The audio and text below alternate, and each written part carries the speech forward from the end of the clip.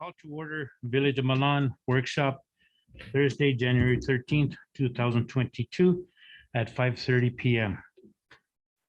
Roll call, Mayor Pro Tem Brambalo, Present. Trustee Lopez, Present. Trustee Baca, Present. Trustee Archuleta. Present. Thank you. Prayer and the pledge. Trustee Lopez, would you do the prayer and I will do the pledge?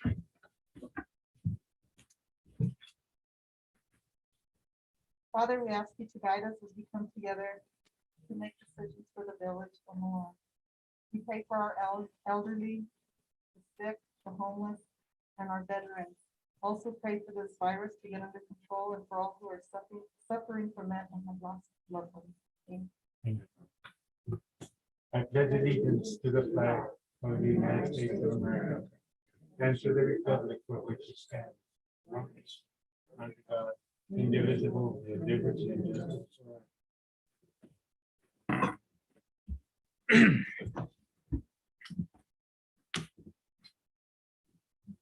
all. Citizens to address the board. We've got citizens to address the board. Go ahead, Mr. President. Good evening, everybody. It's Good full evening, sir. house for a change. Huh? Water. Who wants to know about water? We're coming up springtime, the dirt's gonna blow. And most of you know, we worked on the well B48 up there. I've talked to the contractor in 2016. He did the well, he pump tested and so on. So far, I've gotten the well log, but I've not found any. Typically, when you work on these wells, you put a camera down the hole so you can see. But I haven't found anybody. Jack Malaris has been working with the village in. There should have been a disc with the picture of the camera doing the test. And talking with John Sorrell, this contractor who pump tested the thing in 16, he thought there was a copy of the camera of the hole. Anyway, the long and short, the well's drilled in 1944, somewhere along after 1957, and that's a trigger date because in 55, 56 is when the engineer did what we call close the basin. Prior to that, anybody could drill an irrigation well, large well. So somewhere in between 44 and 57, they had problems with that well, and apparently, and it's an unusual well. Most wells, irrigation wells in our area are 16-inch casing. That particular well has a 10-inch case. It had a problem somewhere along, and they put an 8-inch sleeve inside of it. So the 8-inch sleeve, this Sorrell's recommendation was a 8-inch pump, and so they put an 8-inch turbine pump, but the sleeve stops at 130 feet from the surface. The sleeve is there, so you cannot run the 8-inch turbine down any farther. So we got the well fixed a while back, and the lightning flood control paid for having electricity back, turned the well on, never got any water to the surface. The well was pumping a little bit and then it would cavitate, pull air. So in order to make that well work, and we need the well to work so we can have some water, so we can put up some windbreaks, so we can stop the dirt. We got an RFP on the dirt this year. Last year it was 130,000 to clean the ditch. It went up to 150,000 this year. And flood control, our thought is we don't want to clean the ditch till we stop the wind and sand from blowing. So Mr. Sorrell suggested, and I haven't, in fact, he called today, it was unusual, that we maybe pull the 8-inch pump, the turbine and the column and the motor, and try and get somebody to do what he did in 2016. He put about a 4-inch pump in the well to test it, and his calculation was 345 gallons per minute. He thought from the amount of what we call drawdown and pumping it, that the well would be capable of pumping 820 gallons a minute to 981 using an 8-inch turbine. Well, that don't work. So why I need to, to look at the camera of the well, if we can try, and I think I'll take his suggestion, we contact Coyote or Rogers and Company, take the pump out that we've got in there and put what we call a 6-inch submerged pump with a 6-inch coil and see down this way around 150, because that will fit in an 8-inch casing. And if we can get 600-700 gallons a minute, then we can go ahead and repair the line that got cut, and we put the bypass in up there and get some water so we can get some windbreaks going and hopefully have enough water to go ahead and, as a couple of you all know, there's an interest from a couple of parties to farm vegetables behind the shop there on that 30-acre parcel. So if we can get enough water, the windbreak, once we get it going, the same fellow, it's Kevin Branham. He's ex-NRCS employee. So he's got the knowledge of what kind of windbreaks, and he's got the knowledge to farm, because that's what he did. And but without water, the other alternative would be to use the well down by Aaron Dean's that goes to the pumpkin patch, and we could tee off of that and push water back uphill. There was a problem when we got that well going years ago. Few people there in that subdivision right there by Aaron Dean. There's most everybody's on city water, but there's a couple that have private wells. And when you ran the well for the pumpkin patch, we dried up these private domestic wells. And so I think the agreement was we would only use the well at nighttime, so we didn't affect these people living there. It'd be nice if they all went on the village water system, because you could run the well when you wanted. But cost estimate to run the pipe 2,500 feet back up from the pumpkin patch was 41,000 just for the pipe. So it's a lot more economical to come from well B48 on the north side. How big are the pumps in that other well by Aaron Dean's, you know? It's got a 16-inch coating and about a 10-inch pump. And that's pretty, 10-inch pump will give Yeah, you so around, it's a pretty good drawdown. yeah. I don't know, the well up there, B48, the static was 116, but we know the pump is at 130. Turned it on and it ran. And when you run a pump, that's a 60 horse engine. It should have been pulling 40 amps. It was only pulling 20. And for 10 seconds, it would pull 40 amps and the water would come up a ways, but it never did come to the surface. Possible there's problems with the reach. Well, we know there's a problem with the recharge, but whether the perforations in the 8-inch casing are groded over or plugged or sanded in. Yeah. Therefore, that's why we need the picture of the hole to see what's inside that 8-inch casing. And we're going to come up to March and the wind's going to blow on the sand again pretty quick. So my question would be, if flood control goes ahead and did a test on the thing with a 6-inch turbine, would the village be willing to buy a new 6-inch submerged pump and the column to come up? We can definitely look at the pricing. I think it's worth doing that, don't you think? Yeah. Right. Okay, Yeah, well, we'll get the money, it'll be feasible. Yeah. it's actually cheaper to run a submerged pump, and lots of municipalities are going to, and they make them all the way up to 10-inch, producing 2,000 gallons a minute. So Yeah. A little bit less maintenance too. yes, you than don't those have turbines. the pipe and drip oil and various things with a turbine and an overhead motor. So anyway, the basic question is, and as Candy said, we can work on it and get the deal.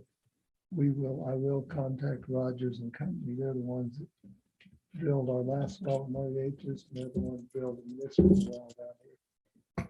John thought these people had extra pumps and various things.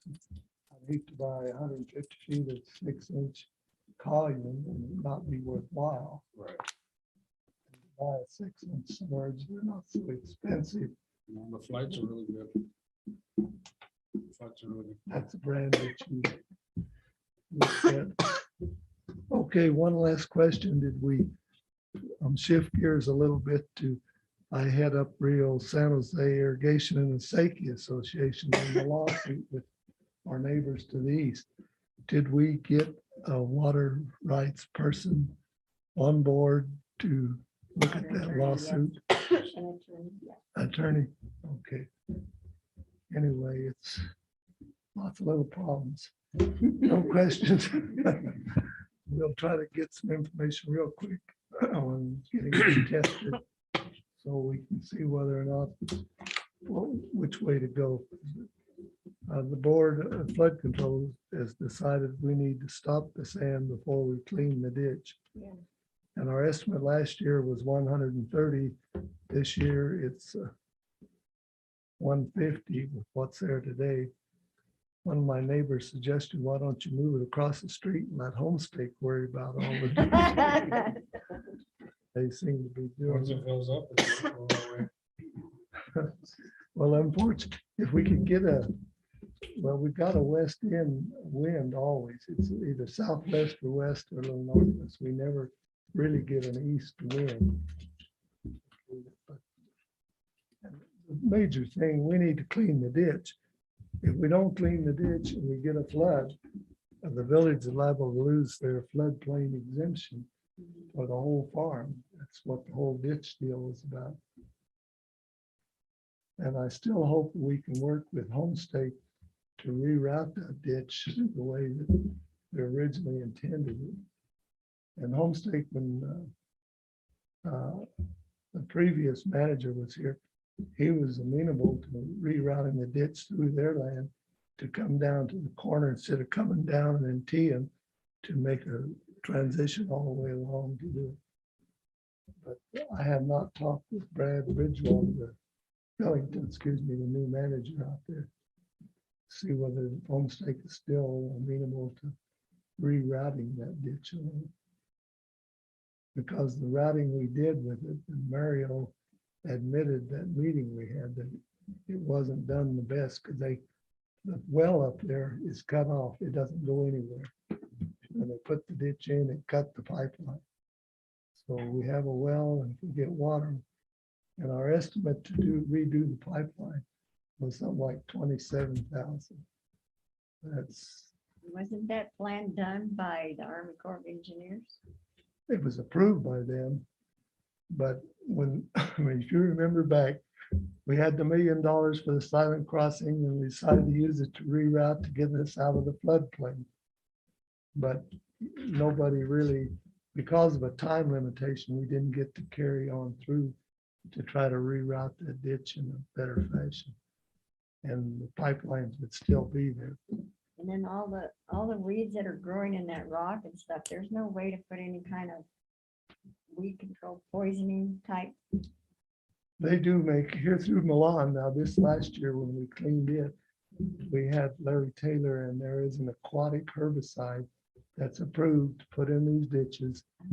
And so when we cut the ditch last summer, and then we had Taylor come in and retrim it, and they herbicide the ditch. We're going to see what kind of luck we get this spring on them little elm trees and the bushes and the weeds. You can't kill elms, I don't care what you do. Well, you can if you put it in But it's not legal. well, the big problem you have is the Corps of Engineers said we were treating the Rio San Jose like it was a ditch instead of the river. I've been here a long time and it's never been a river in my lifetime, but that's what Corps of Engineers told us. Thank you, guys. Thank you, sir. Thank you very much. That's good information. Okay, we'll move on to discussion.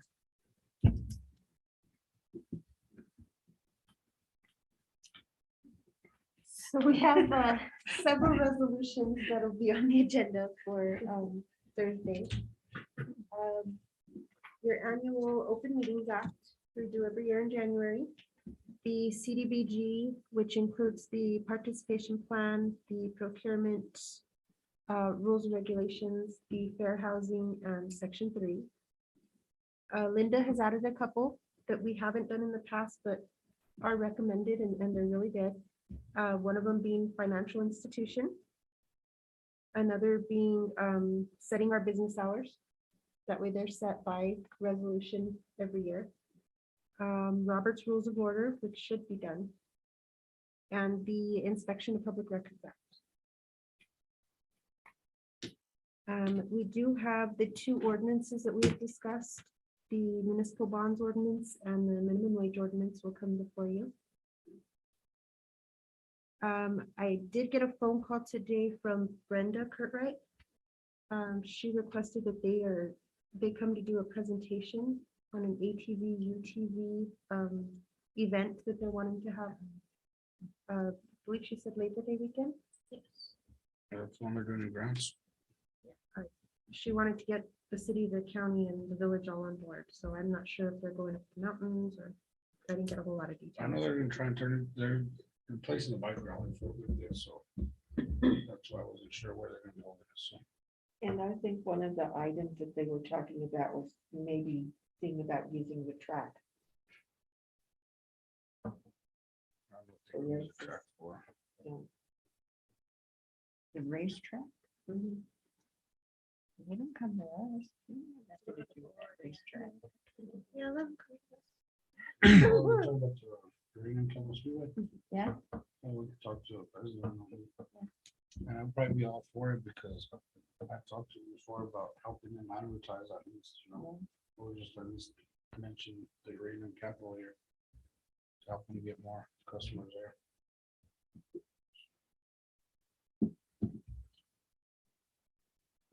And Candy, you have a couple? I do.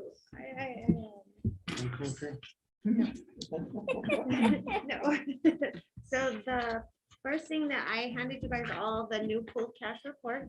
The pooled cash transition has happened.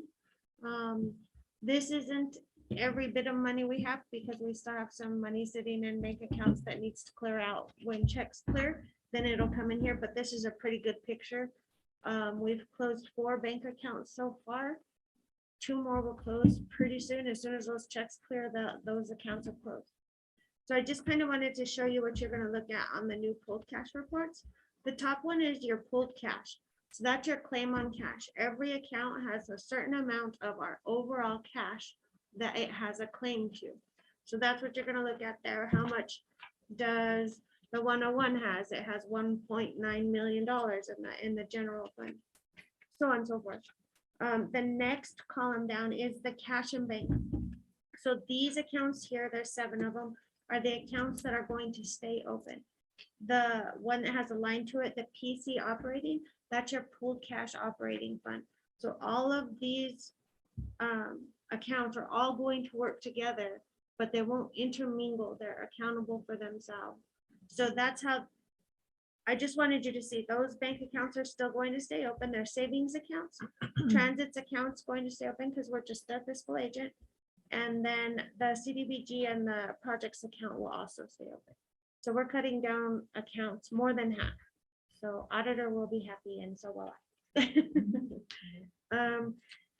So at the bottom, there's the claim on cash, cash and bank, claim on cash due from other funds, and cash and bank due to other funds. Those should all have a difference of 0 every time you guys get your report.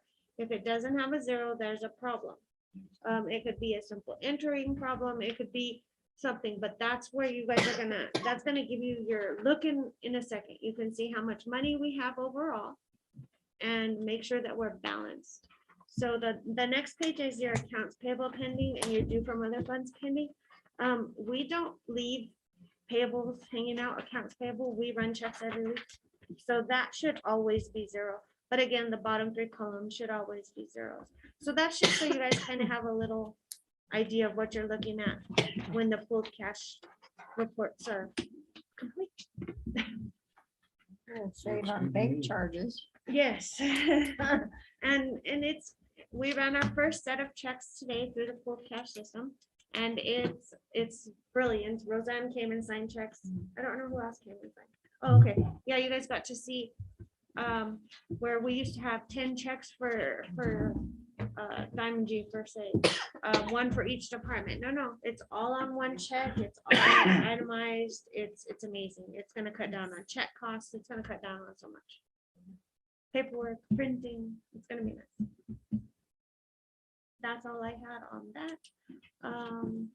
Will you explain the ordinances that we're changing for GRTs, or do you want me to? I have to ask for direction on that, right? Yes. Yeah. So, our GRTs, when we originally created them, were all assigned to different aspects of the village. What we're doing is it's state regulation. Or declassified. We're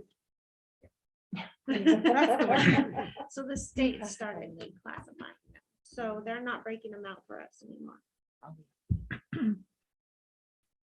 So we have ordinance 276 through 283. So there's going to be several ordinances that we're going to amend. And basically, it's going to be the same ordinance repealing the previous ordinance. So we need permission from you all to advertise each of those ordinances.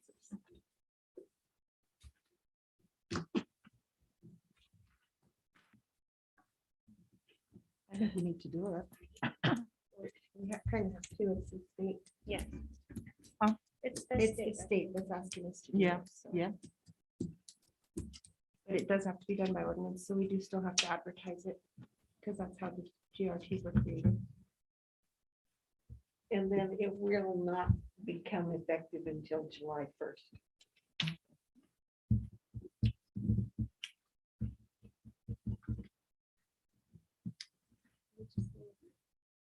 So it's a yeah. So we need So permission from you directions. guys, direction. So go ahead and- Everybody agrees, correct? I agree. I think so, yeah. They So want I'll go you ahead to and- should do it, you gotta do it. I'll go ahead and advertise those, and they'll be on February's agenda. Okay. Sounds good. Anything else? I will next, I will on Thursday.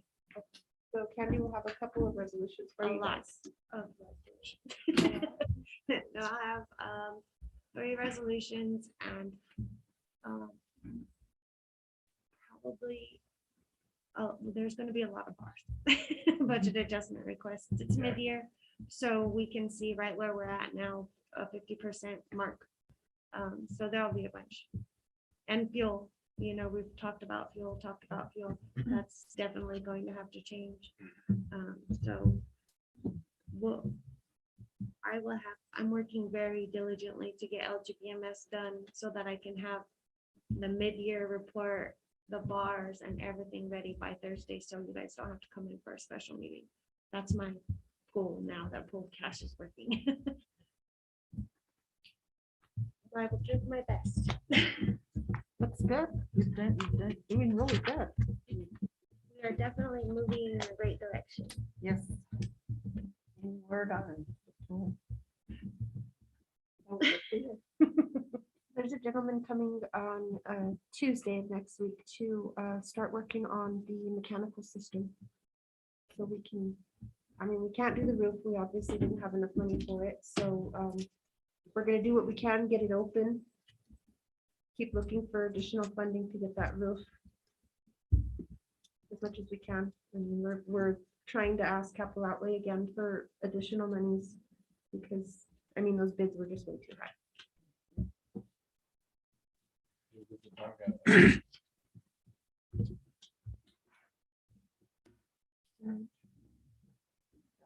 Yeah, he's asking if we bought the dog. What dog? Oh, Lynn. Oh, Lynn's dog. Yeah, I haven't heard anything about that since we were in there. Glad you were back, huh? What we bought is- I'd forgotten about it. I will just- Ms. Denise, if we ask for capital outlay monies to finish the roof, we need to give them a set amount. We did. You did So it's already? not just going to be for the roof. So the second round of capital outlay that we were going to request originally anyway was going to cover some of the HVAC system and some building renovations and stuff. So our first Can- request was for the roof, Yeah. of course, intentionally, but Can- because of the amounts, we're gonna do what we can without it affecting later funding. Can I have like the information for that so I can, I can give you what we sent to them. okay, that, good. Did That way I you can check on the s- gas lines? We have not checked on the gas lines. So, They said they're the same as the water lines. They're all Yeah. connected. The gym and the pool are connected. but we did get them split for the water lines. But we haven't approached the gas company yet for that. There's just too much at once. But it's in the works. It always seems like it's a cleanup session. Mhm. Okay, anything else? If not, we move on to the announcements. Planning and zoning, February 3rd, 2022. A workshop, February 10th, 2022. And regular meeting, February 17th, 2022. Now we go to board comments. Trustee Lopez, I don't have any. Mayor Pro Tem Bramblo, I don't have any. Trustee Baca, I don't have any, just we got all our answers. Trustee Chuleta. No comment. I don't either, so now you need a motion to adjourn. Motion to adjourn. I'll second. Motion by trustee Baca, second by trustee Chuleta. Trustee Lopez, Yes. Mayor Pro Tem Bramblo, Yes. trustee Baca, Yes. trustee Chuleta. Yes. Thank you. Meeting is adjourned.